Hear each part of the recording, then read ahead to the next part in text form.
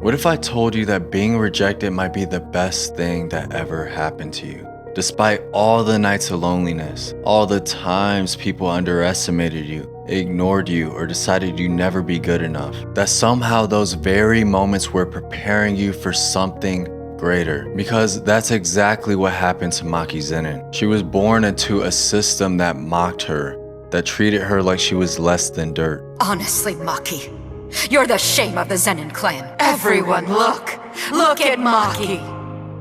You don't want to turn out like her. Good riddance to the soul stain on my life. But what they didn't realize is that rejection has a strange way of transforming people into something unrecognizable, something the world can't overlook anymore, which is why today we'll be exploring how rejection can be your greatest advantage in life. I'm Justin Trinity, and welcome to Midnight Sanctuary, a home created for who we are and who we're becoming. Okay, Mai.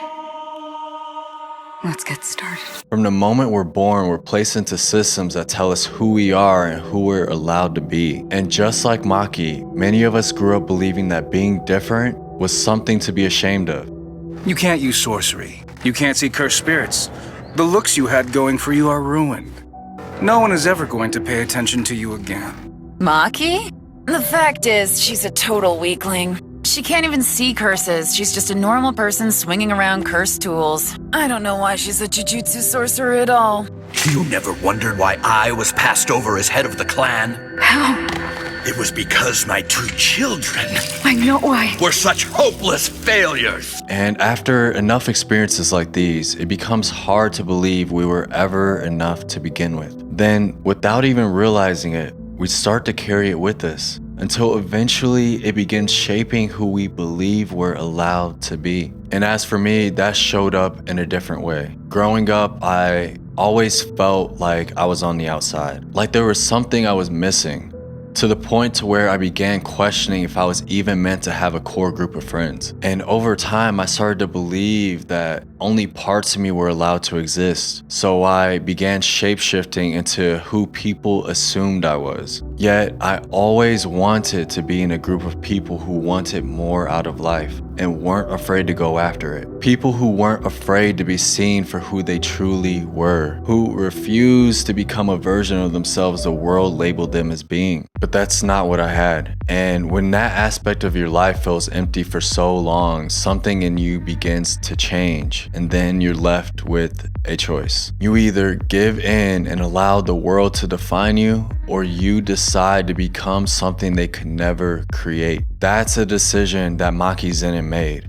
Because when people are accepted by the system, they are also limited by it. But the ones who are rejected are the ones who are forced to outgrow it. And what people don't see is that rejection doesn't push you further away from the life you desire and the goals you wish to accomplish. It simply forces you to find another way. Then why be a Jujutsu sorcerer? To spite my family.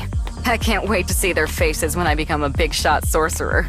After all, they've looked down on me all these years. Now, it's not the people who play it safe their entire lives who become great. It's the ones who are willing to endure the risk, the isolation, and the failure that comes with becoming something more. And Maki lived that. She didn't have cursed energy. She didn't have the approval of her clan. She didn't have the environments needed to succeed. But she built herself from the ground up anyway. While everyone else relied on what they were given, she relied on what she was willing to become. Because when you're not given a path, you're forced to create one. And the people who create their own path are the ones that end up ahead of everyone else that is following one. And during this process, she came to a realization. Just remember this. The weaker the curses are, the more they group together.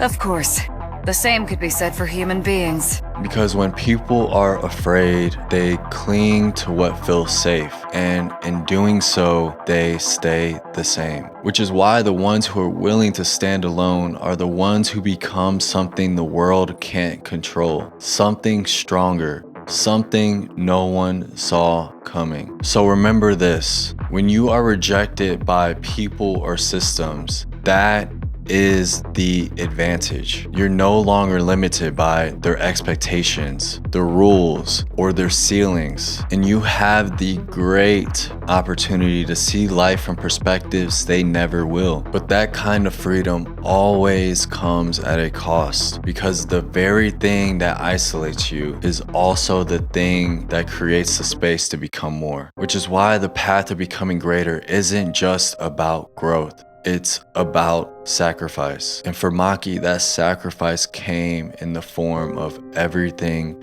she had left. Big sister, don't let go. I won't let go. Never leave me behind. Of course I won't. After all, we're sisters.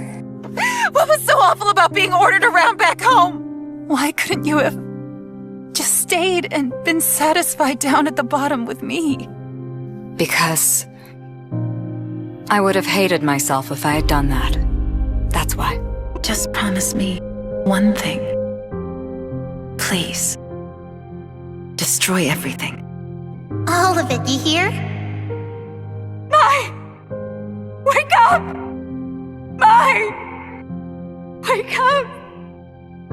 Sometimes becoming who you're meant to be requires you to let go of who you thought you couldn't live without, which is why the hardest part isn't losing them. It's knowing that staying would mean losing yourself. Because like Maki said, if she would have stayed, she would have hated herself. And that's a cost so many people aren't willing to face, which is why they'll always remain limited by the environments they refuse to outgrow. So if keeping the peace with others means you'll be at war within yourself, then the cost of staying is far greater than the cost of letting go, which means it may be time to let go. Not because you don't care, but because you do care. And just because the world doesn't see your worth yet, that doesn't mean there aren't priceless aspects of you waiting to be discovered by yourself and others. So what are you waiting for? Because what they overlooked about you may be exactly what sets you apart.